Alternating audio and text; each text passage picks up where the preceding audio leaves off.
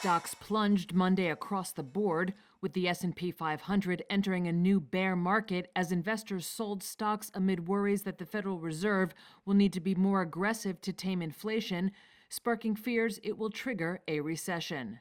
The Dow fell almost 2.8%, the S&P shed nearly 3.9%, and the Nasdaq dropped nearly a stunning 4.7%.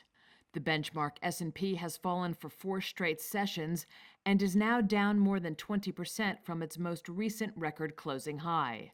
Zach Hill, head of portfolio management at Horizon Investments, says this bear market is likely to stick around a while. Really simply, the S&P 500 has entered a bear market because the Fed wants it to. We've been talking about don't fight the Fed, and that's been the ethos for investors since the global financial crisis, really.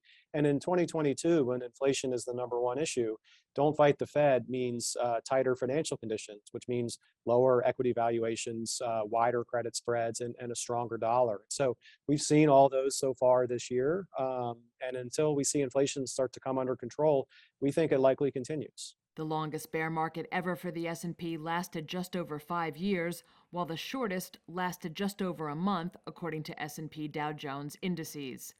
On Monday, high-growth heavyweights such as Apple, Microsoft, and Amazon were the biggest drags on the market, as the yield on the benchmark 10-year U.S. Treasury note hit 3.44%, its highest level since April of 2011. Growth stocks are more likely to see their earnings suffer in a rising rate environment. A hotter-than-expected consumer price index reading late last week prompted traders to brace for steeper interest rate hikes from the Fed, which is scheduled to make its next policy announcement on Wednesday.